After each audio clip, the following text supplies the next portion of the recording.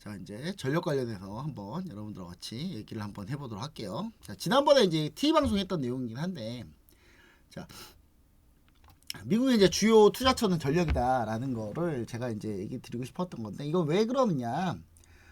미국이 사실 전력이 지금 많이 모자릅니다.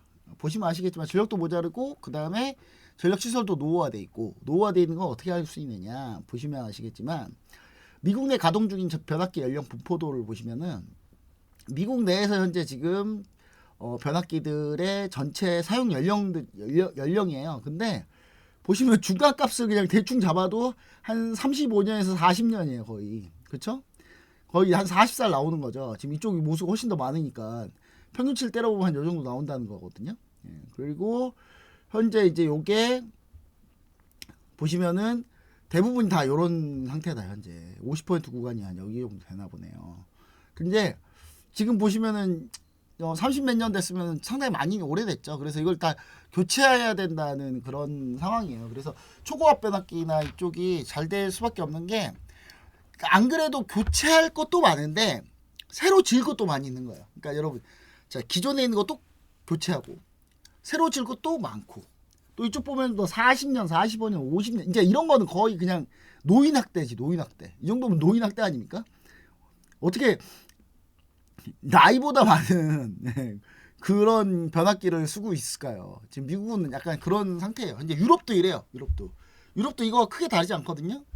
그러면 이제 그래서 교체 주기가 워낙 이제 타이트하고, 거기다가 또 더 발전소를 지으면 변압기 또 더 넣어야 되니까 이제 신규 수요도 많다.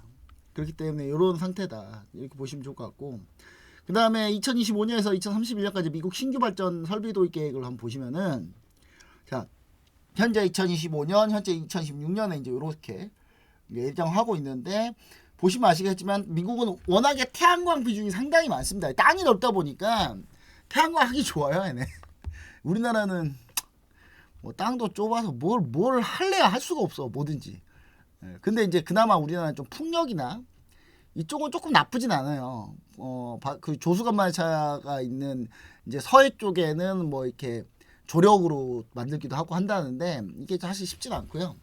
자, 보시면은 그래서 미국은 기존에 태양광이 워낙에 강했고요. 태양광이 워낙에 강했다. 그 다음에 원전도 상당히 비중을 늘리려고 하고 있고, 뉴클리어 쪽도 많이 늘리려고 하고 있고, 그 다음 LNG도 시간이 갈수록 점점 발전량이 늘어나죠. 내추럴가스 여기서 말하는 건 내추럴가스 LNG가 뭡니까? L 액화, N 내추럴 천연, 가스 액화 천연가스, 그렇죠? 그게 천연가스예요. 천연가스. 자, 천연가스는 어느 때 나오냐? 석유를 캐다 보면 가스가 딸려 나옵니다. 아니면은 또 가스만 있는 데도 있고요. 그래서 이제 석유가 있어야지 가스가 나와요. 좀 그쪽이 좀, 그러니까 아예 똑같이 나오는 건 아닌데, 옛날 뭐 지도에서 보면 옛날 카타르 같은 경우는요. 카타르 같은 경우가 지금 전 세계 그 천연가스 한 10에서 15%, 많으면 20%까지도 하거든요. 카타르 같은 경우는 사실 그 뭐가 많냐면, 주로 이제 카타르 같은 경우는 천연가스만 많이 있죠. 카타르는 천연가스로 부자된 나라고. 근데 이제 미국 같은 경우는 석유도 나오고 천연가스도 많이 나오고, 그러다 보니까 천연가스로 발전소를 짓는 게 엄청나게 쌉니다, 얘네는. 그러니까 모든 발전 원가를 대비해 봤을 때는 그 무엇보다도 천연가스가 제일 싸요. 제일 쌉니다. 그래서 천연가스, 그러니까 현재 민주당 정부였으면, 미국이 민주당 정부였으면은 풍력, 태양광 이쪽으로 많이 쏠렸을 텐데, 지금 현재 공화당 정부다 보니까 태양광을 지금 줄일 수는 없고, 태양광을 그냥 그대로 현상 유지하면서 조금씩 늘려나가는 상황이고, 그리고 풍력도 마찬가지고. 근데 거기서 이제 LNG나 기존 화석연료를 좀 써서 진행하려고 하는 게 좀 많아요. 근데 여기서 뭐 석탄 발전소나 석유 발전소를 하기에는 탄소가 너무 많이 나오니까 어쩔 수 없이 LNG 같은 경우는 탄소가 좀 적게 나오는 거거든요. LNG가 탄소가 적게 나온다는 건 뭐냐면, 그 우리가 흔히 난방을 우리가 다 LNG로 하잖아요. 보시면은 우리가 지금 이제 집에서 이제 온도를 딱 떼려면 LNG로 다 대부분 하잖아요. 그 이유가 뭐냐면 공해가 심하지 않습니다, LNG는. LNG는 이제 미국에서 가장 많이 나오는데 가장 요즘 많이 채굴되고 있죠. 채굴되고 있고 우리나라도 LNG를 대규모로 수입하기로 돼 있죠. 수입하기로 돼 있고 그리고 이제 요게 이제 LNG는 장점이 뭐냐면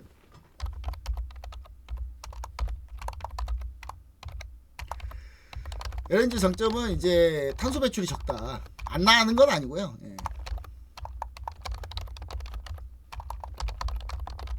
적고 대기 오염이 적다.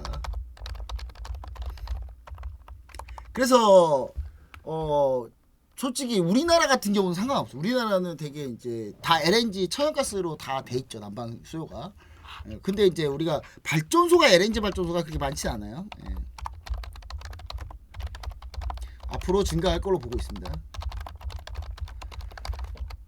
대표적으로 이걸 어떻게 알 수 있냐면 제가 그 군대 있을 때 제가 그 도라산 전망대라고 제가 관측병이었거든요. 관측병이었는데 포병 관측병이었는데 보면은 우리나라는 어차피 크게 문제는 없는데 북한 땅 보잖아요. 북한 보면은 와 겨울에 진짜 공기 정말 안 좋습니다. 그렇죠? 예. 제가 우리가 개성공단 있는데 쪽 그 라인에 있단 말이에요. 그러다 보니까 우리가 맨날 바라보는 게 그쪽 방향인데 북한은 심지어 북한은 그 LNG는 고사하고 일단 석탄은 고사하고 일단 나무 떼요. 나무를 떼 산이 일단 거의 나무가 없어. 거기는 그 북한군 지나면 잘 보여요. 우리나라는 잘 안 보이지. 나무에 가려가지고 잘. 예. 북한군은 아예 잘 보이지도 않아. 너무 잘 보여. 돌아다닐 때마다. 나무를 맨날 베가지고 나무 가지고 맨날 못 떼니까. 석탄도 없어가지고. 그리고 이제 중국 같은데 제가 중국 베이징 갔었을 텐데 중국 베이징 갔는데 중국은 저기 남방이 이렇게 갈탄이라고 그래가지고 석탄의 일종인데 그 갈탄을 떼더라고요. 와 갈탄 떼는데 그 연기가 매연이 와 진짜 저 베이징 있을 때 진짜 돌아버린 줄 알았어요. 진짜 저 공기가 그렇게 소중한 건지 처음 알았어요. 저 그때. 여러분 진짜 우리는 그냥 너무 편하게 누리고 있는 이 생활이 해외 나가면 다르다니까요, 여러분. 해외 나가잖아요. 일단 물이 문제야. 일단 유럽 가서 저 물 편하게 먹은 적이 없어요, 한 번도. 그냥 다 음식점에서 먹는 물밖에 못 먹지. 진짜 수돗물 보면 이렇게 석회질로 돼 있어가지고 막 필터에 막 석회 이렇게 껴있고 막 난리가 아닙니다. 근데 거의 물도 그렇지 중국 가서 저는 와 이 매연의 이 고통이 어마어마하더라고요, 여러분. 진짜 그 정도로 심합니다. 걔네들 그거 떼니까. 근데 전 세계가 그러면 다 LNG 때문에 얼마나 좋아요. 근데 LNG 가격이 왔다 갔다 하거든요, 계속. 근데 최근에 LNG 가격은 이제 쭉 내려가고 있는 추세일 가능성이 높다. 왜냐하면 석유 시추도 많고 시추 많으면 당연히 LNG도 막 딸려 나오고 그렇기 때문에 좀 쉬운데 여기서 이제 LNG는 이동 보관이 너무 어렵습니다. 그래서 LNG 운반선 같은 경우는 이 LNG 자체가 원래 액화인데 LNG를 이 천연가스를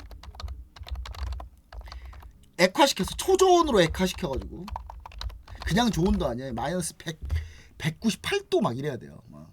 진짜 초저온으로 액화시켜서 이동 보관해요. 상온에서는 기화돼 버려요.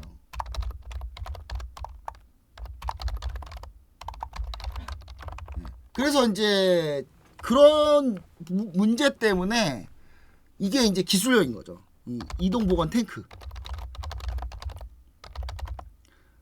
기술력이다. 근데 그 기술력은 어디가 최고다? 우리나라가 최고다. 우리나라는 뭐 이렇게 잘하는 게 많아 다들. 되게 잘해요 이런 거. 그래서 이제 이거를 적용해서 만든 게 LNG 선박이죠. LNG 선박을 전 세계 시장 점유율 거의 90%가 넘습니다.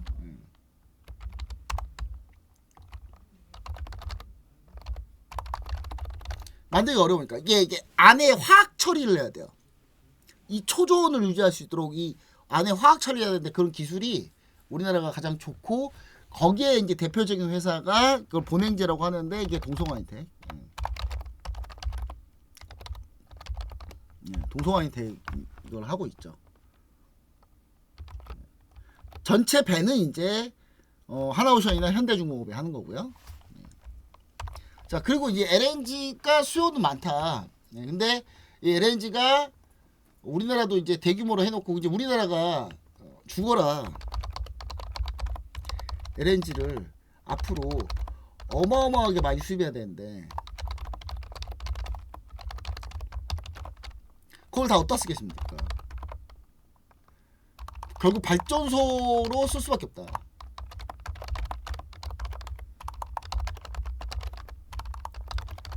그 미국은 왜 이렇게 LNG를 갖다 팔라고 할까요? 미국도 많거든. LNG가 너무 많아서 문제거든 지금. 그래서 LNG를 자꾸 팔라고 하는 거예요. 그럼 미국도 결국 팔든지 발전소 돌리든지 둘 중에 하나지 뭐.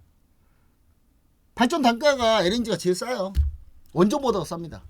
원전 사실 뒤에 그 처리하는 비용까지 하면 엄청 비싼 거지. 근데 이제 당장에 이제 하자면 싼 거죠. 당장으로 보면. 그래서 현재 앞으로 미국도 글로벌 LNG 수요가 상당할 거다.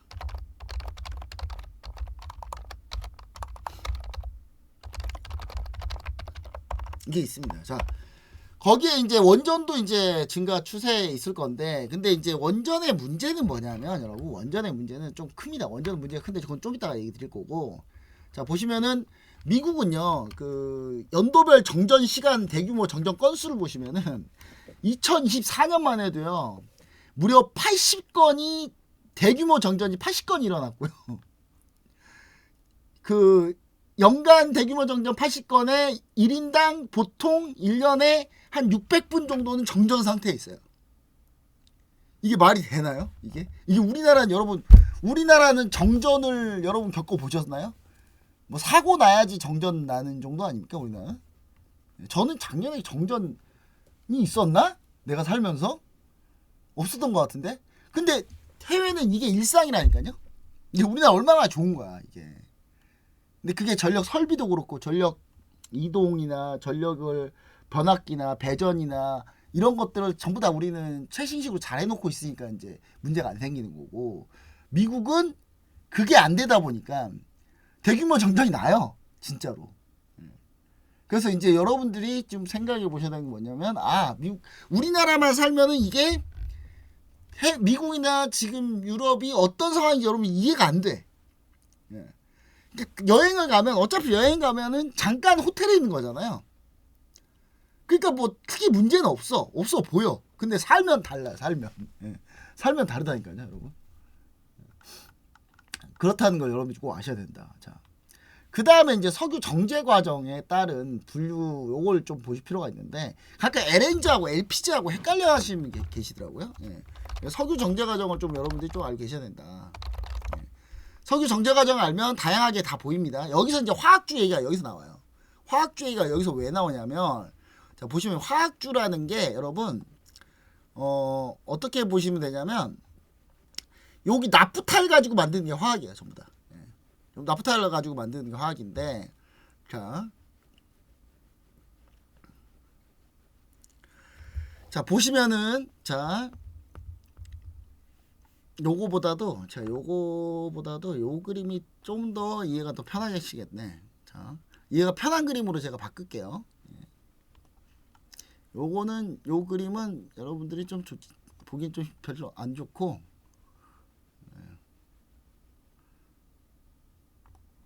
요 그림을 한번 볼게요. 자,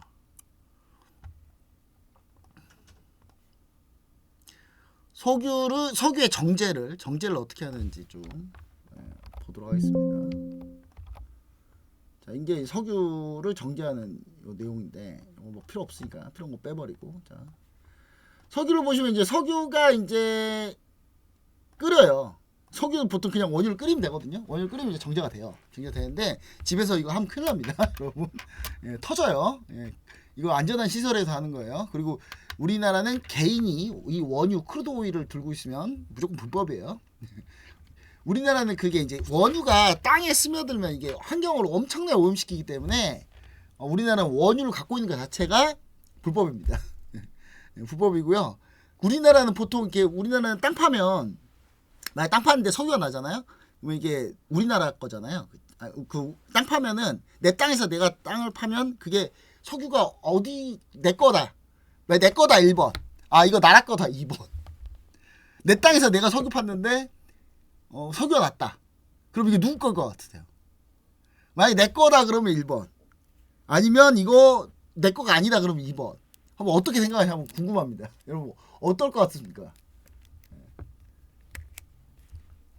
참고로 얘기 드리지만 우리나라가 좀 빡세더라고요. 이게 법을 보니까 내가 땅 파잖아요. 땅 파가지고 만약에 내 땅에서 석유 나잖아요. 이게 내 게 아니에요. 나라 거야. 나라 거. 우리나라 나라 거예요. 미국은요. 미국은 텍사스나 이런데 땅 좀만 파면 셰일 오일이 어마어마하게 있거든요. 근데 미국 같은 경우는 땅 파서 나오면 자기 거예요. 얼마나 좋아. 이게 얼마나 좋습니까? 근데 우리나라는 땅을 파서 나오면 나라 건데 심지어 나오지도 않아. 근데 심지어 그것도 안 나와. 아무리 파도 나오는 건 물밖에 없어. 이게 우리나라가 이게 정말 자원이 1도 없어요. 와, 진짜 이렇게 자원 없는 나라 처음 봤어 나는 진짜. 일본도 산유국이에요, 여러분. 일본도. 물론 우리나라도 산유국이긴 해요. 그 우리나라에 있는 게 아니라 저기 태평양에 있는 그 석유 광고 하나 사가지고 거기서 땡겨오는 거예요. 근데 산유국이 뭐해? 거기서 백날 캐봐야 뭐 우리 하루 쓰는 양도 한 100분의 1도 안 되는데 1000분의 1도 안 될 텐데. 예. 그러니까 그 정도로 우리나라는 아무것도 없거든요. 미국 같은 경우는 진짜 텍사스 땅에 깃발 꽂아놓고 내가 막 삽질하고 있잖아요. 그러다가 셰일층이 나와. 거의 대부분 오일이 있고 가스가 있어요 다. 셰일이란 게 셰일층에 이제 스며들어 가지고 있는 그 석유를 말하는 거거든요. 근데 이걸 옛날에는 쓰지를 못했어 아예 쓰지를 못했는데 이거를 이제 어떻게 쓰냐면 옛날에 이게 미국에 어마어마하게 많은 셰일 오일이 있는데 이제 이거를 거의 다 개발도 못하고 아무것도 못하고 있었는데 이거를 이제 셰일 오일의 아버지라는 사람이 한 명 있는데 그 사람 이름이 생각이 안 나네 갑자기. 예. 주로 미국이 이제 어느 지역에 있냐면 지도를 보시면은 요쪽에 많이 있어요. 이쪽에 많이 있거든요. 그러니까 이쪽도 있는데 이 멕시코 안에도 석유가 많은데 미국 게 많은데 여기 안에도 있어요. 땅에도. 근데 이 양이 어느 정도냐면 전 세계가 30년 쓰고도 남을 정도야. 이게. 근데 우리나라 중국도 셰일 오일이 많이 있어요. 중국도 셰일 오일 많이 있거든요. 중국도. 근데 우리나라는 셰일층이 있어. 우리나라도. 그래서 아싸 그래서 팠는데 오일이 하나도 없어. 깨끗해요. 그래서 우리나라 고대 이제 그 우리나라 땅 지층을 좀 연구를 해봤더니 우리나라는 고대 옛날에 우리나라 땅은 그 지열이 많아가지고 다 기화돼 버렸대 다. 그럼 진짜 뭐 없어 하여튼 진짜. 물은 깨끗해요. 그래서 지하 자원이 없으니까 물은 엄청 깨끗해. 근데 이제 그런 상태인 거죠. 그래서 이제 석유가 너무 많은 거죠. 그래서 지금 이제 그런 상태고요. 그 석유를 이제 끓이면은 이렇게 분류가 됩니다. 액화 석유가스, 휘발유, 나프타, 등유, 경유, 중유, 아스팔트 이렇게 나오는데 액화 석유가스 우리가 흔히 하는 LPG 그 LPG 차 있죠. 자동차 뒤에 보면 LPG 프로판 달린 거. 예. 그게 이제 LPG 석유 액화 석유가스고요. 예. 그거는 이제 우리가 LPG 차 탈 때 우리가 흔히 볼 수 있고. 그다음에 휘발유가 이제 나오고. 근데 여기가 제일 중요해. 100도에서 180도에 나오는 게 이게 뭐냐면 나프타인데 이게 나프타에서 폴리에틸렌, 폴리프로필렌, 에틸렌 해가지고 나프타에서 모든 석유 제품이 다 나오거든요. 그러니까 여러분 보면 뭐 이 플라스틱 같은 거 이런 거 있죠. 이런 거 다 석유로 만들어요. 전부 다 석유로 만들고 모든 뭐 플라스틱 비닐봉지 뭐 이런 거 있잖아요. 비닐봉지 뭐 이런 거 전부 다 석유로 만드는데 이게 다 뭘로 만든다? 나프타로 만드는 거예요. 이게 돈이 되겠죠, 그쵸? 그래서 우리나라가 열심히 했어. 이 열심히 한 이 나프타 하는 회사들이 뭐뭐 있습니까? 롯데케미칼, LG화학, 하나솔루션, 대한유화, 그 다음에 뭐 엄청 많아요.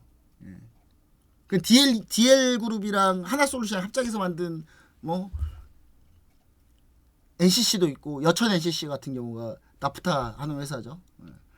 그런 회사들이 엄청 많잖아요. 근데 이런 회사들이 이걸 범용화학이라고 하거든요. 기초 순수화학인데 범용화학인데 이게 이제 원재료로 돼가지고 비닐봉지 만들고 플라스틱 만들고 뭐 안에 뭐 코팅제 처리하고 뭐 이런 거 다 하는 여기서 하는 건데 이게 이제 우리나라가 경쟁력이 없다고요. 이게 왜 경쟁력이 없냐? 중국에서 이 어마어마한 여기다가 중국에서 여기다가 어마어마한 대단지를 만들었어요. 이 액화 석유 관련한 모든 그 나프타 제품들을 다 여기서 만든단 말이에요. 얘네들이 다 심지어 얘네 다 밀집해서 모여 있어. 우리나라도 여기 여수에 모여 있단 말이에요. 여수 그다음 여기 대천 이런데 여천 이런데 모여 있단 말이에요. 근데 모여 있는 이유가 이제 이동간 여기서 만들고 저기서 비닐봉지 여기서 원료 뽑고 저기서 비닐봉지 만들고 저기서 플라스틱 만들고 이걸 빨리빨리 하기 위해서 다 모여 있는 건데 중국은 또 땅덩어리 크잖아요. 그러니까 얼마나 많이 모여 있겠어. 심지어 거기서 석유가 나와 직접. 석유 나와서 이동할 필요도 없어. 근데 우리나라 어떻게 해야 돼요? 우리나라는 석유 뽑으려면 석유 갖고 오려면 여기서 따라다라다따 따라다라다따 여기 지나서 스리랑카 지나서 싱가포르 지나가지고 여기로 와가지고 대만에 지나가지고 이래야 온다고요. 이게 비용이 어마어마하죠. 그러니까 비용 경쟁력이 상대가 안 돼버리는 거예요. 이게. 그러니까 이쪽이 석유화학 범용화학 쪽이 다 망해버리는 거예요. 지금 경쟁력이 아예 안 나와요. 우리가 파는 것보다 훨씬 싸게 중국 애들 파는데 어떻게 이기냐고. 근데 제가 여기서 석유 범용화학 관련주들 웬만하면 안 보려고 하는 이유가 뭐냐면 사우디도 지금 여기다 대규모 단지를 만들고 있어요. 또 여기다도 사우디도 중국이 이제 망하게 생겼어. 중국이 사우디가 훨씬 더 대규모 단지에 훨씬 더 고도화 설비에다가 훨씬 더 싸죠. 얘네 석유가 더 쌀 거 아니야. 얘네는 더 싸지. 얘네가 제일 싼데 석유가 얘네 석유가 뽑는 게 원가가 제일 싸거든요. 얘네 중국이 상대가 되겠냐고. 근데 우리나라는 더 상대가 안 되지. 근데 우리나라가 그럼 범용화학이 다 망해야 돼요? 안 된다니까요. 우리나라 범용화학 다 망해버리잖아요. 그러면 여러분 무슨 일 터지냐면 요소수 사태 터지는 거예요. 요소수 사태처럼 우리가 지금 당장 요소수가 우리가 요소수를 만들 수 있어요. 만들 수 있는데 수지 타산이 안 나오니까 아무도 안 만드는 거예요. 그러니까 중국에다 수입만 하죠. 근데 중국이 갑자기 이거 수출 막아버리면 우리나라는 얼마 못 지나서 전 물류가 다 서버리는 거야. 디젤차 다 서버리는 거야. 그런 상황이 생기는 거지. 그러니까 어느 정도 우리나라 자급자족할 수 있는 물량은 해야 돼. 무조건 해야 돼요. 근데 그래서 나라 정부에서 그래서 그걸 구조조정하려고 하는 거예요. 아예 가만히 냅둬서 다 망해버리면 이거 나중에 주변 나라들이 안 주면은 이거 완전히 자원에 휘둘리는 상황이 온단 말이죠. 그래서 이제 그걸 교통정리를 하려고 지금 하고 있는 거예요. 그래서 지금 현재 구조조정을 하고 있는 거다. 그렇게 보시면 좋을 것 같고, 이게 심지어 정말 아이러니한 건 뭐냐면 여기 사우디의 아미랄 프로젝트라 그래가지고 대규모 범용화학 단지 만드는데 이걸 누가 만드냐? 우리나라가 만들었죠. 우리나라 팀키라고 있어 지금. 여러분 이게 우리나라 만든다니까요. 누가 만드냐면 현대건설, 대우건설, GS건설 얘네들이 이거 지금 만들고 있거든요. 사우디 아미랄 프로젝트. 근데 이거를 이거 건설되면, 이게 완공되면 우리나라 범용화학은 종말입니다. 종말. 완전히 종말이에요. 근데 이걸 지금 우리나라가 만들고 있어요. 이것도 참 힘들어 이거. 자, 이런 상태다. 자, 그리고 이제 여기서 등유, 경유, 중유 이렇게 다 뽑은 겁니다. 그다음 아스팔트. 석유가 많이 써요. 그래서 석유 정제 과정 알아봤고, 와 시간이 없다. 빨리빨리 해야 되겠다. 원전 언제 하지? 원전 길어지는데. 원전 길어지니까 원전은요 제가 조금 있다가 다시 할게요. 조금 있다가.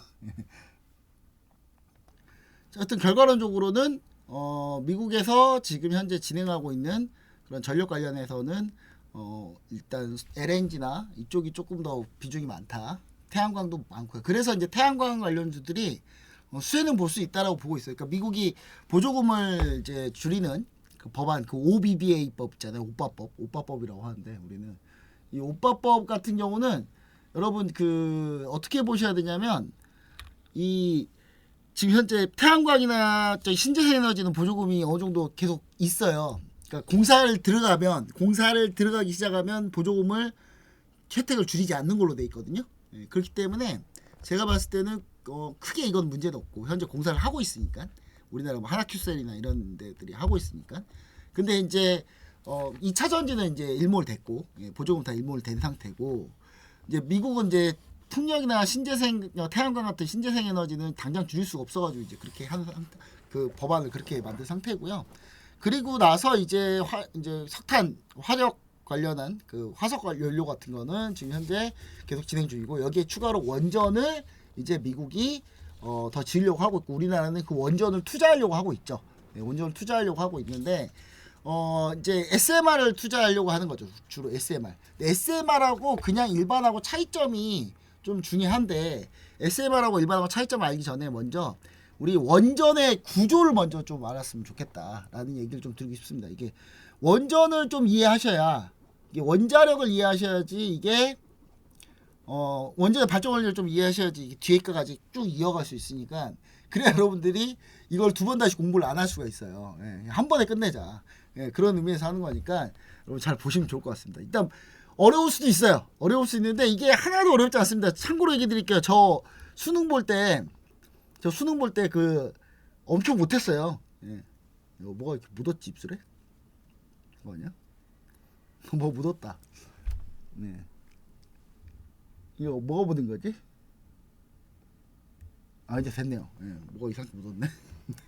순간에 자 이거 수능 볼 때 제가 수리원 저 수능 볼 때 저기 수리원 있잖아요. 그 집합 명제 빼고 다 찍었어요. 저 그리고 과학 거의 과학 진짜 못했어요. 저 오로지 저 외국어 만점, 언어 만점 그 뭐지 나머지 사탐 있잖아요. 그쪽 다 만점 맞아서 대학교 간 사람이에요. 예, 진짜 저도 그 정도인데 이제 제가 대학교 가서 이제 열심히 공부하다가 보니까 이쪽이 적성이 맞더라고요. 저한테 왜 안 했을까? 예, 공부를 내가 왜 안 했을까? 이렇게 좀 생각을 하고 있고요. 자,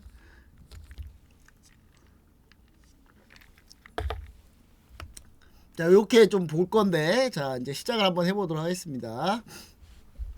자, 먼저 이제 모든 물질은 가장 최소 단위 물질의 최소 단위가 뭐냐? 원자입니다. 원자. 자, 원자는 전자하고 원자 핵으로 구성이 돼요. 예. 벌써부터 어려운가요? 예. 전자하고 원자 핵으로 구성이 되는데 이 원자 핵은 양성자하고 중성자로 이루어집니다. 예. 양성자하고 중성자로 이루어져요. 예. 이 양성자하고 중성자가 이제 문제인 거예요, 이게. 자, 여기서 양성자가 바뀌잖아요. 양성자가 바뀌면 물질이 바뀌어요. 되게 신비롭지 않습니까? 저만 신비롭나요? 나만 신비로운 것 같은데 이게 신비로워야 되거든요. 이게 여러분 자 양성자가 하나면 예를 들면 양성자 한 개면 이게 뭐가 되느냐? 수소. 양성자 두 개다. 그럼 이게 뭐가 돼요? 헬륨. 물질이 바뀌어. 물질이 양성자 숫자가 바뀌면 물질이 바뀐다. 물질이 바뀐다. 이걸 좀 여러분들이 알고 계시면 됩니다. 중성자를 가볼게요. 중성자가 바뀌면 이게 또 물질이 불안정해져요. 되게 불안정해집니다. 예. 중성자가 딱 숫자가 바뀌면 물질이 일단 불안정해지는데 그 불안정해지는 상태에서 다시 안정화되려고 하려고 하는 것들을 이제 우리가 동위원소 중에 이걸 뭐라 그러냐면 방사성 동위원소라고 합니다. 예. 자, 보시면은 좀 이해가 안 될 수 있는데, 자, 중성자 숫자, 이게 중성자 숫자인데, 자, 중성자 숫자가 바뀌면 물질이 불안정해지는데 대표적으로 보면은 이제 보통은 수소, 그 다음에 중성자가 2개면은 중수소, 그리고 3개면은 삼중수소라고 하거든요. 이렇게 나눠지거든요. 그러니까 요런 걸로 또 뭐가 있냐면 그 수은이 있어요. 수은인데 수은이라는 거를 수은이 이제 중성자가 198개인가 그럴 거야 아마. 근데 수은에서 중성자를 하나만 빼면 뭐가 되는 줄 아십니까? 금이 돼요. 진짜 금이 돼요. 수은에서 중성자 하나 빼면 금이 된다니까요. 그럼 수은을 잔뜩 갖다 놓고 중성자를 하나 빼면 되잖아요. 근데 그게 돈이 많이 들더라. 그게 금을 캐는 것보다도 돈이 한 1000배는 더 들더라. 그러니까 예, 수은을 금으로 못 만드는 거야 자꾸. 그러니까 수은을 가지고 금으로 만들 수 있습니다. 예, 만들 수 있는데 이게 이제 그거를 하는 비용보다 차라리 채굴하는 비용이 더 싸더라. 예, 훨씬 싸더라. 예, 그렇게 생각하시면 되는데 이제 이 중성자가 빠지면은 중성자 숫자가 빠지면은 물질이 불안정해집니다. 그래서 이 불안정한 거를 한 상태에서 안정화되려고 하는데 이거를 이제 우리 뭐라 하냐, 이걸 중성자 숫자가 빠지는 불안정해지는 거 이걸 동위원소라고 하고, 이거를 이제 다시 안정화되려고 하는 거를 방사성 동위원소라고 해요. 자, 이 동위원소, 방사성 동위원소가 대표적으로 방사성 동위원소로 에너지를 얻을 수 있는 것이 우라늄이에요. 네, 우라늄입니다. 이제 이 우라늄도 다양하게 있는데 우라늄 235라고 있는데요. 이 우라늄 235가 이제 대표적인 거예요. 이 우라늄 235라는 거는 일단 그 우라늄이 들어가 있는 그 예를 들어서 뭘 채취를 했다. 암석을 채취했어요. 채취하면 여기에 우라늄이 0.01% 막 이렇게 있거든요. 근데 이 0.01% 있는 걸 어떻게 해야 돼요? 이거를 어떻게 농축을 해야 돼요. 쫙 농축을 해가지고 우라늄을 쫙 모아야 된단 말이에요. 그게 이제 우라늄 농축이에요. 우라늄 농축, 지금 우라늄 많이 농축하면 농축할수록 이걸 핵무기가 될 가능성이 높으니까 지금 이란이 그래서 문제인 거고. 자, 이 불안정한 상태가 안정화되려고 하는데 이 안정화되면은 되면서 이게 찌꺼기가 튀어나와요. 그러면 이게 뭐가 된다? 에너지가 되더라. 신비하죠, 여러분. 예, 신비한 겁니다. 예, 근데 이 상태에서 이제 핵분열, 이거 핵분열이라고 하는데 핵분열로 하는 걸, 이런 거를 바로 이게 요 핵분열, 우라늄 235 핵분열을 이용한 우라늄이고, 우라늄 235로 핵분열해서 에너지를 얻는 것을, 그런 거를 여러분 뭐라고 한다? 원자력이라고 합니다. 자, 근데 이 우라늄 핵분열을 급하게 하면 핵폭탄이죠. 요거요. 아무 별 차이가 없어요. 이거 급하게 하느냐 짧게 하느냐 그 차이밖에 없는 거예요. 자 보시면 이게 이거보다 더 중요한 건 이제 핵융합인데, 핵융합은 이제 그 양성자 중성자를 융합하는 겁니다. 그러면 이제 융합을 하다 보면 이 융합을 하다가도 나와요, 이게 찌꺼기가. 근데 여기서 나오는 거는 사실 이거는 이제 상당히 고난이도의 에너지원이고, 현재 기술력으로는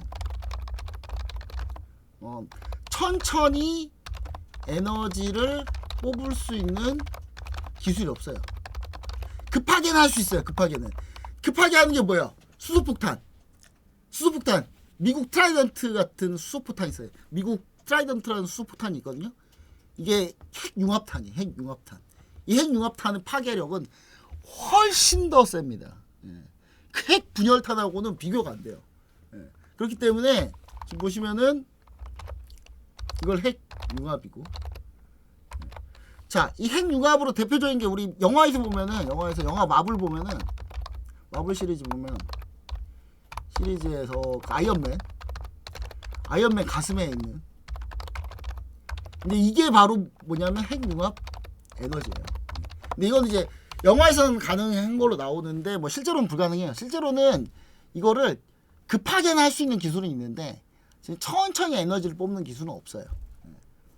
그렇게 생각하시면 되고, 이거는 이제 태양 에너지랑 같은 거예요. 태양이 이렇게 핵융합으로 에너지를 발산하거든요. 그럴 때 이거 태양이랑 똑같은 태양 에너지랑 같은 방식입니다.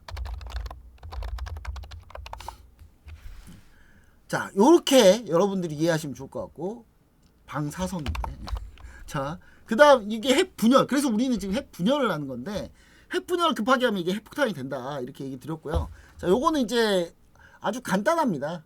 간단한 건데, 사실 E는 MC 제곱이라고, 여러분 이거 아시죠? E는 MC 제곱.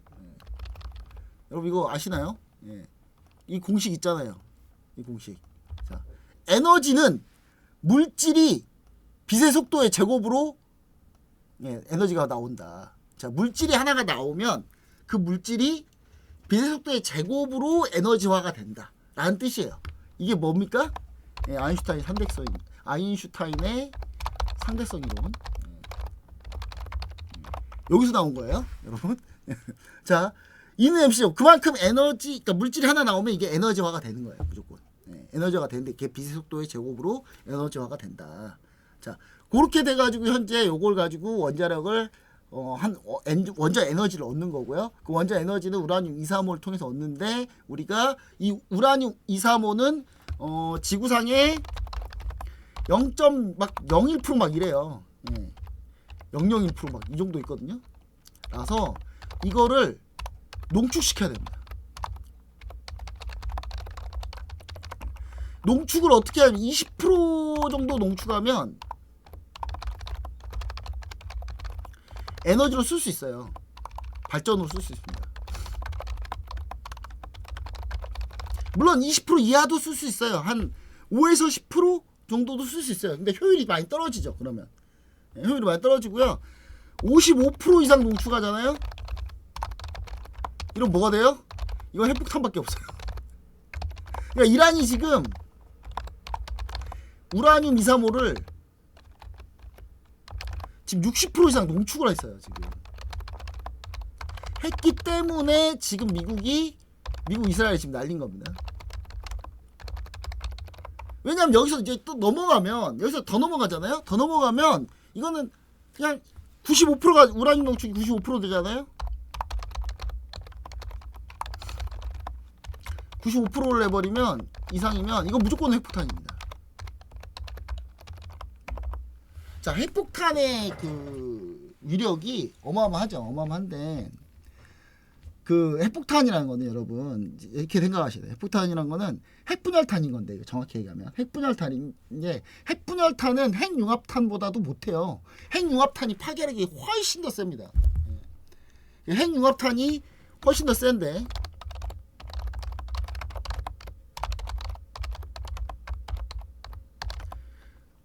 이제 이런 핵융합탄이 지금 있죠. 미국하고 러시아가 가지고 있죠. 이게 나가사키나 히로시마에 쏟았던 그 히로시마에 터뜨렸던 거에 거의 몇천 배, 몇만 배 정도 돼요. 이게 파괴력이 어마어마합니다. 근데 우리나라 이제 뭐가 문제다? 이게 우리나라는 미국과 원자력 협정을 통해서 이게 우라늄 농축을 못해요. 우라늄 농축을 못합니다. 자, 우라늄 농축을 못하기 때문에 이걸 할 수가 없어요. 왜 못하냐? 미국이 우리나라한테 이걸 기술을 줬잖아요. 기술을 줬기 때문에, 기술 줄 때 그랬단 말이에요. 우리는 농축 안 할게요 했거든요. 그러니까 미국이 기술을 준 거고. 미국도 합리적인 요구예요. 이것도 합리적인 요구인데, 근데 좀 풀어줬으면 좋겠다는 거죠. 좀 풀어줬으면 좋겠다. 예. 근데 우라늄 농축을 아예 못하고 미국이 준 우라늄 한 20% 이하로 농축한 연료를 받아서 발전을 합니다. 여기까지 여러분 다 이해되셨죠? 여기까지는 가볍게 이해가 되셔야 돼요. 그리고 지금 현재 어떤 상황이냐면 그 우라늄 20% 이하 농축을 이제 받아서 하는데, 자 여기서 이제 우리나라가 또 못하는 게 뭐냐면 이제 핵 연료봉 재처리를 못해요. 왜냐면 이게 핵 연료봉을 재처리하잖아요. 재처리하면 플루토늄 폭탄을 만들 수 있어요. 폭탄 제조가 가능합니다. 심지어 플루토늄 폭탄이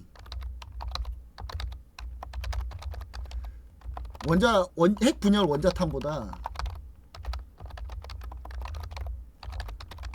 더 파괴력이 세요. 그렇기 때문에 이제 플루토늄 폭탄을 우리가 제조할까봐 미국이 핵 연료봉 재처리도 못하게 하고 우라늄 농축도 못하게 하는 거예요. 근데 이제 우린 평화적으로 이용하겠다 하면서 하는 거죠. 평화적으로 이용해보겠다라고 지금 우리가 열심히 하는 거잖아요.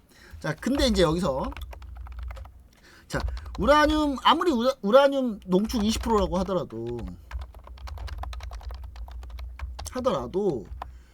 이 원자력 발전소가 뭐 파괴가 되거나 공격을 받거나 자연재해가 일어나면 무슨 일이 벌어져요? 터진다. 터집니다. 진짜 터져요. 터지기 때문에 이게 제가 봤을 때는 이제 무슨 일이 벌어져요? 이제 핵 발전소가 있는 곳은 그냥 원자탄을 갖고 있는 거나 다름없어요. 물론 파괴력은 좀 더 약하겠죠. 우라늄 농축 20%니까. 근데 미국이나 이런 데는 막 원전 발전소 중에 좀 괜찮은 이런 데는 우라늄 농축을 막 55%까지 해서 쓴단 말이에요. 55%도 써요. 55%로 쓰거든요. 우리나라 20%에서 55%까지도 받네요. 아, 무슨 소리지? 5까지도 받습니다. 자, 이렇게 진행이 되고요. 자, 지금 이제 요런 상태이기 때문에 우리가 이제 원자력 발전소를 이제 지을 때 이제 받아가지고 이걸 가지고 발전을 해가지고 이거 가지고 쓰는 건데, 이제 쓰게 되면 이제 우리가 대형 일반 원전이 있고 SMR이 있습니다. 자, 대형 원전하고 SMR 차이가 있어요. 대형 원전은 일단 요걸 보시면 이제 SMR하고 대형 원전 비교하는 건데, 요걸 보시면 좀 편하실 수 있습니다. 자, 보시면은 이제 일반 대형 원전 같은 경우는 1000MW에서 1400MW 정도 됩니다. 근데 한 1400MW까지 되는데, 지금 보시면은 일반 SMR 같은 경우는 100에서 300MW. 좀 더 발전 용량이 다운되어 있죠. 다운되어 있습니다. 그만큼 이제 다운되는데 여러 개를 지으면 되니까. 자, 그리고 설계가 주요기기 배관형이고, 이건 주요기기 일체형이고, 일체형이라 일체된 거를 그대로 옮길 수가 있어요. 일체되면 더 안 좋은 거 아닙니까? 일체됐기 때문에 그걸 모듈화 할 수 있어요. 모듈화. 그래, SMR이 이 M이 모듈이에요. 모듈화 되기 때문에 이게 모듈화 된 거는 이동이 가능해요. 그리고 부품 수도 훨씬 더 작고 건설 비용도 적게 듭니다만은 효율은 떨어지죠. 대형 원전 하나 짓는데 5에서 10조 원 드는데 얘네는 1에서 3조 원 드니까 얘네가 발전 용량으로 따지고 보면 얘네가 SMR이 좀 더 비효율적이지. 하지만 그래도 대형 원전의 가장 문제점 뭐예요? 사고가 나면 끝장난다. 바로 사고 나면 끝장나니까 그래요. 대형 원전 같은 경우는 사고 나면 거의 핵폭탄이라니까요. 여러분 우리나라가 왜 발전소 이재명 전 대통령이 했던 말이 저는 틀린 말은 아니라고 보는데, 왜냐면 자 보세요. 우리가 원전 지금 지으려고 해요. 원전 지으려고 하면 원전 부지 선정하는 데만 몇 년 걸려. 제가 봤을 때는 여러분들은 다 원전 짓는 걸 찬성을 하시겠지만 우리 집 옆에 짓는 건 다 반대한다고. 그럼 도대체 누구 집 옆에 짓는 거야? 누구 집 옆에 지어야 되는데. 지을 데가 없어요. 어차피. 이거 짓는데 선정하는데 몇 년, 또 짓고 설계하고 뭐 하는 데만 몇 년 해서 10년 걸려요. 10년 지나면 그래 아무리 빨리 줘도 한 7, 8년 걸려요. 7, 8년. 7, 8년 지나서 우리가 AI 데이터 센터 하는데 발전 쓰겠다고 그때 하면 이미 늦어요. 이미 늦는데 뭐 지금 완전 난리야 왜. 준비하는데 오래 걸리는데. 자, 그런 상황입니다. 그래서 특히 이제 대형 원전은 심지어 또 우리 집 옆에 짓는 건 다 싫어하니까. 그럼 만약에 거기다 딱 원전을 지어요. 지은데 거기에 만약에 북한이 나중에 미사일 거의 때렸어. 그럼 어떻게 돼요? 거기 핵폭탄 터지는 거라니까요. 거기 다. 근데 SMR의 장점이 뭐냐? SMR 일단 모듈화돼 있어서 자 공장에서 딱 원전 딱 하나 만들어 놓고 부지에다가 원전 부지 겉시설만 지어놔요. 그 원전 부지 겉시설 지어놓고 공장에서 만든 모듈을 거기다 넣어버리면 그게 원전이 돼버려요. 그러니까 이동화가 가능하다는 거예요.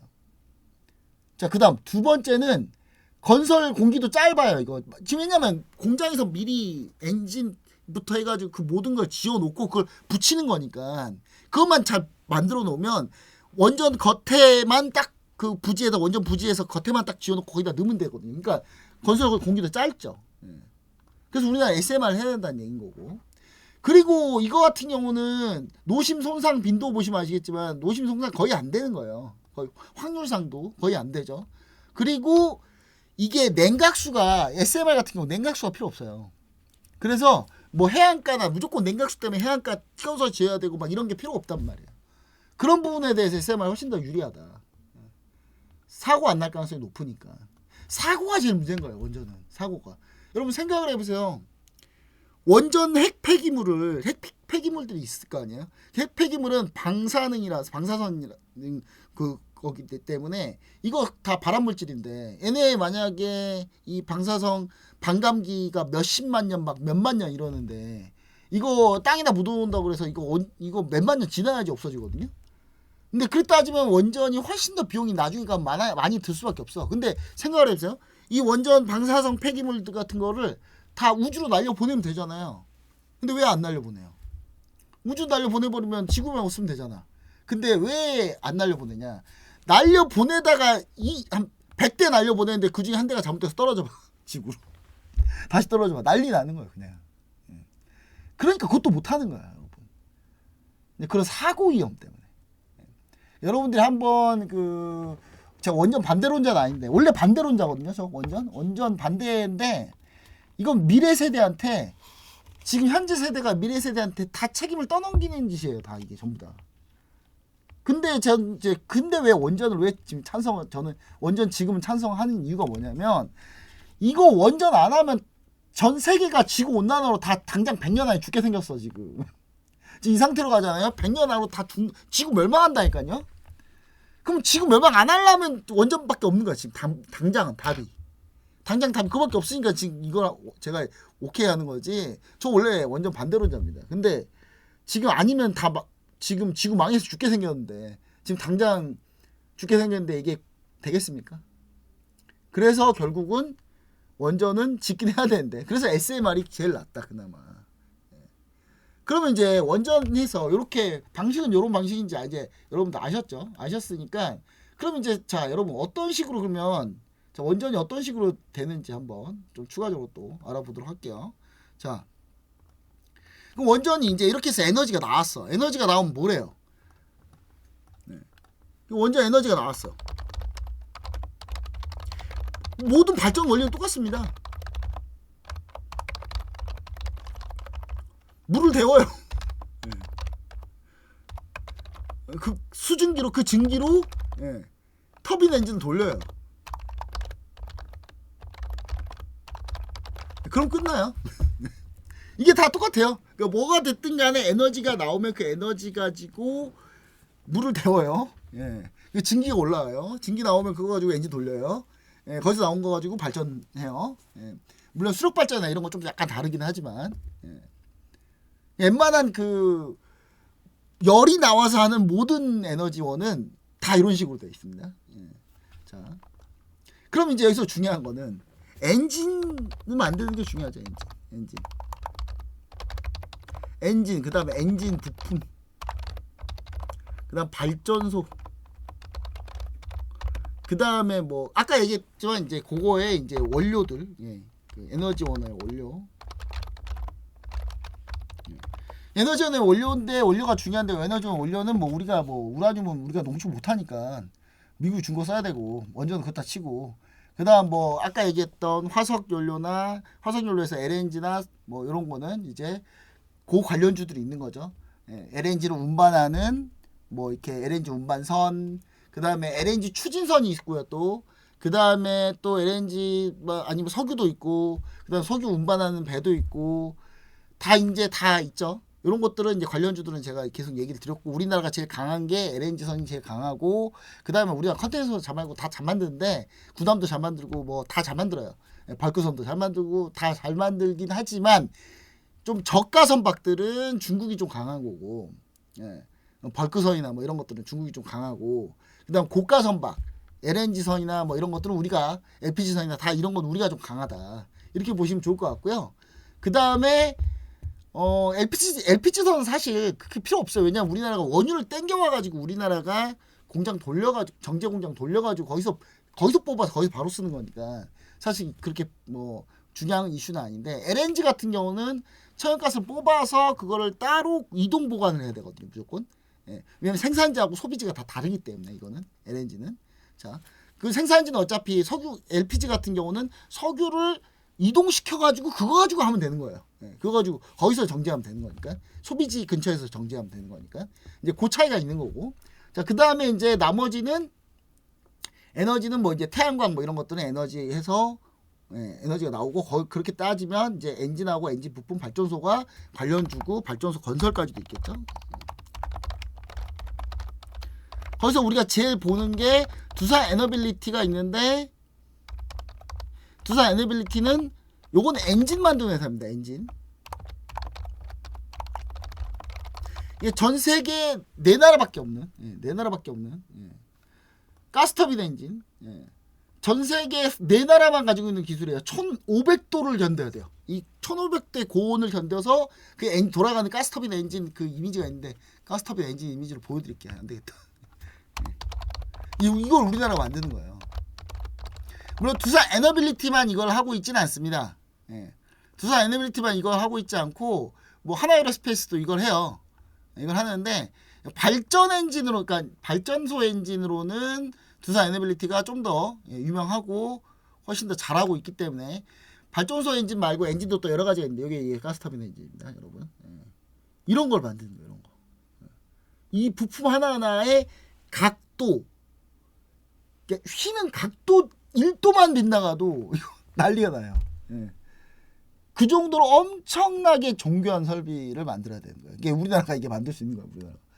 그러니까 열을 엄청 받으면 이 터빈 엔진이 이 열을 못 견디면은 휠 거 아니에요. 휘면 이거 엔진 망하거든요. 예. 그러니까 그런 거를 다 견딜 수 있는, 예, 그런 엔진을 만드는 거고요. 예. 그걸 이제 두산 에너빌리티가 만드는 거고. 예. 이 기계공학이 어마어마한 기계공학이 필요합니다. 우리나라 이런 거 왜 이렇게 잘하는지 모르겠어, 우리나라. 이런 거 다 이게 우리나라 되게 변태스러워요. 변태스럽게 다 잘해. 예. 제 엔진 만드는 회사고요. 이거 하나에어로스페이스도 있지만, 하나에어로스페이스는 이제 그 전투기 엔진이나 이런 것 쪽이고요. 소형 엔진 쪽이고, 두산 에너빌리티는 대형 원전 엔진부터 해가지고 다 할 수 있어요. 예. 자, 그리고 뭐 하나에어로스페이스도 있긴 합니다.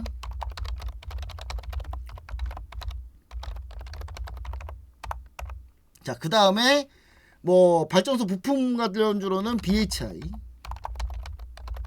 근데 얘네는, 그러니까 두산 에너빌리티도 마찬가지지만, 두산 에너빌리티가 우리가 원전주로 하는데, 원전주라고 하기보다는 사실 모든 발전 엔진을 다 합니다. 심지어 두산 에너빌리티의 전체 매출액에 원전은 5%도 안 돼요. 5에서 10% 되면 많이 되는 거예요. 그러면 많은 겁니다. 사실 원전은 별거 없어요. 그냥 모든 발전소 엔진을 다 하는 것 뿐이에요. 근데 여기서 두산 에너빌리티의 장점은 또 뭐 있냐? 얘네가 미국의 뉴스케일 파워에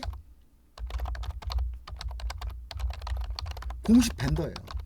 뉴스케일 파워가 미국 SMR 갖고 있는 SMR 하고 있는 회사고 티커가 얘네는 SMR이잖아요. 뉴스케일 파워가. 자, 그다음에 BHI도 역시 마찬가지로 이게 발전소 부품인데 얘네가 엔진 부품도 해요. 그렇기 때문에 모든 얘도 원전주라고 하기보다는 사실 모든 발전소 부품을 다 합니다. 심지어 얘네도 원전 매출이 얼마 안 돼요. 근데 원전이 이제 거기에 있을 뿐이지. 좀 그걸 좀 생각하셔야 됩니다. 자, 그 다음에 뭐 S&T 에너지. 얘네도 발전소 부품이죠. 근데 BHI나 S&T 에너지는 둘 다 마찬가지로 얘네는 LNG 발전소 쪽에서도 많이 하는 편이에요. 얘네가. 그러니까 얘네가 유망하다고 제가 계속 보고 있는 거고, 그래서 BHI 수익률이 막 8, 90% 나오고 있는 겁니다. 계속 지금 현재. 물론 우리가 기존 방은 BHI를 120%의 수익실을 한번 하고 지금 또 들어간 거예요. 또 다시. 자, 그리고 추가로 이제 발전소 건설주를 보셔야 되는데, 현대건설, 그 다음에 대우건설. 실제로 얘는 둘 다 원전 건설할 수 있습니다. 그러니까 모든 발전소를 다 하는데, 모든 발전소를 다 하는데 원전 건설이 가능하다는 그런 차이점이 있는 거예요, 여러분. 자, 그리고 여기에 이제 우리가 LNG 발전소 쪽에 우리가 보고 있는 게 삼성 E&A. 삼성 E&A가 지금 LNG 발전소에 힘을 엄청 들이고 있거든요. 지금 공을 많이 들이고 있어요. 지금 옛날 삼성 엔지니어링 이렇게 보시면은 관련주를 좀 본 거고. 자, 그래서 관련주들을 쭉 한번 돌려보면은, 자, 먼저 두산 에너빌리티 한번 볼게요.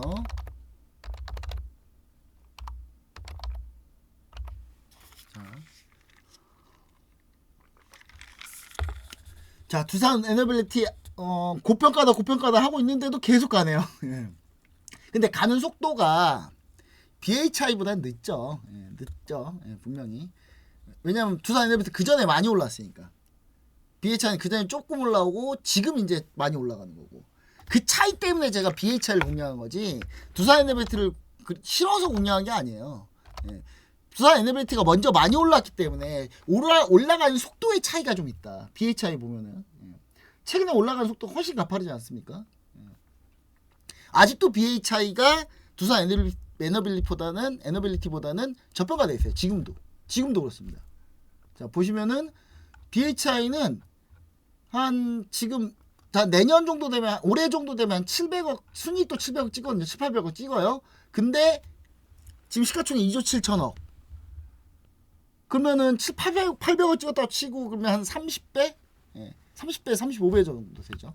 PR이 35배 정도 되고, 두산 에너빌리티는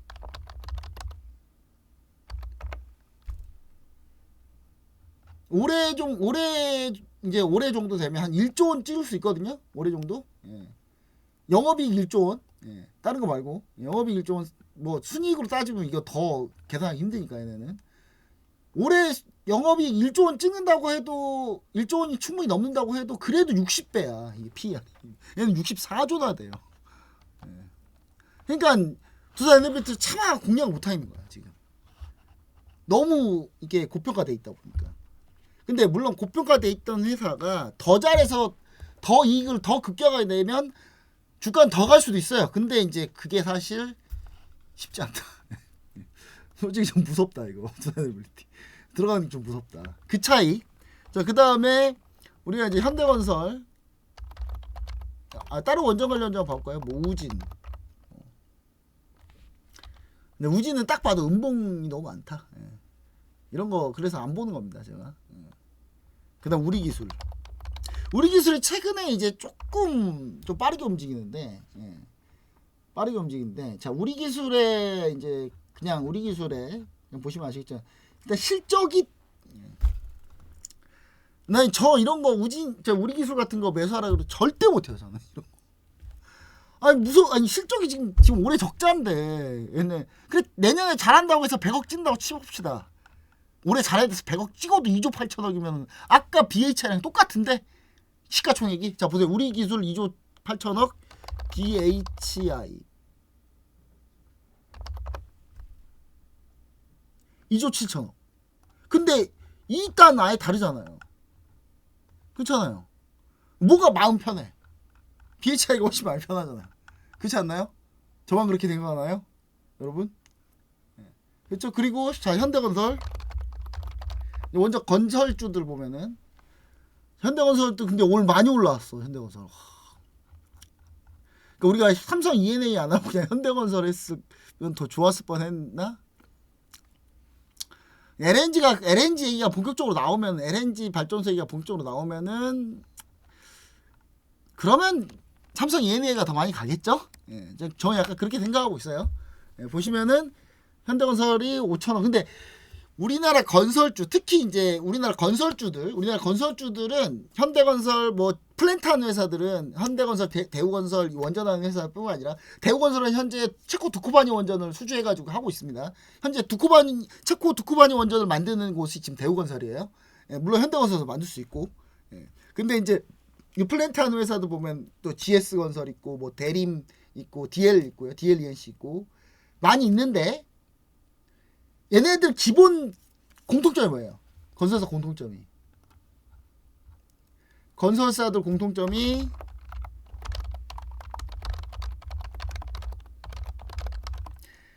국내 주택건설도 한단 말이에요. GS 자이, HDC 현대산업개발이 하고 있는 거 아이파크, 삼성물산 레미안, 그쵸? 다 있잖아요. 건설사들은 국내 건설사들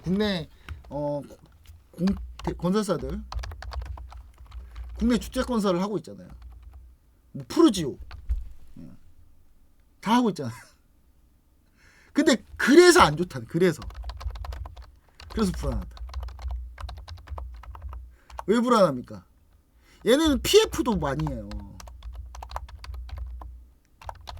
부실 우려 때문에. 근데 이게 우려가 많이 다운됐어요. 많이 다운돼가지고 지금 많이 주가가 올라온 거거든요. PF 부실이 어마어마하거든요. 근데 지금. 근데 많이 이제 그게 많이 다운돼가지고 지금 올라온 건데. 그리고 이제 현 정부의 부동산 정책 기조 때문에.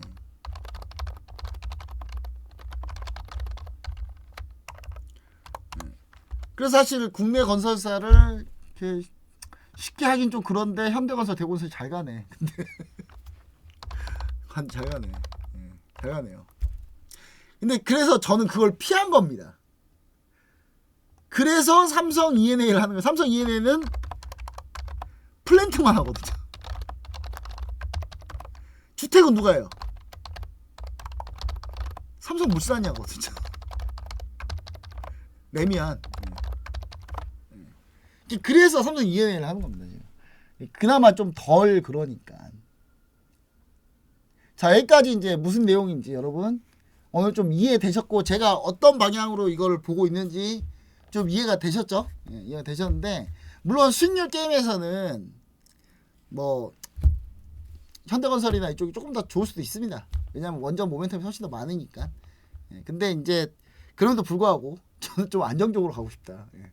우리가 수익률이 안 좋으면 뭐 역전하려고 막 그렇게 다 해보겠는데 우리 수익률 좋은데 반도체 잘 가고 있는데 왜 우리가 그렇게까지 무리해서 해야 됩니까? 라는 저는 생각이 좀 있습니다. 예. 포트폴리오의 전체적인 구성에 맞춰져 있다. 이렇게 보시면 좋을 것 같아요. 삼성전자, SK하이닉스 다 공략하고 있고 우리 지금 수익률 높은 종목도 너무 많은데 미래에셋증권 지금 저기 주가가 거의 안드로메다로 달려가고 있는데 그렇죠? 그래서 그것 때문에 그러는 거니까 여러분들이 그런 사정을 좀 이해하고 포트폴리오를 좀 바라보면 아 저런 의도구나. 근데 여러분들이 만약에 내가 너무 안정적인 포트폴리오만 갖고 있어요. 그럼 차라리 현대건설이나 이쪽이 더 나을 수도 있어요. 아니 뭐 두산 에너벨트가 나올 수도 있고 뭐 그냥 뭐 모아님 도지 뭐 이런 식으로 덤비면 우리 기술 아니면 우리 기술 하든가. 근데 이제 그거는 이제 제가 갖고 있는 포트폴리오 상 내에서 거기서 리스크를 맞추다 보니까 이렇게 나오는 거다라는 거를 여러분들이 좀 이해해 주시면 좋을 것 같다. 여기까지 해서 방송을 모두 다 마치도록 하겠습니다.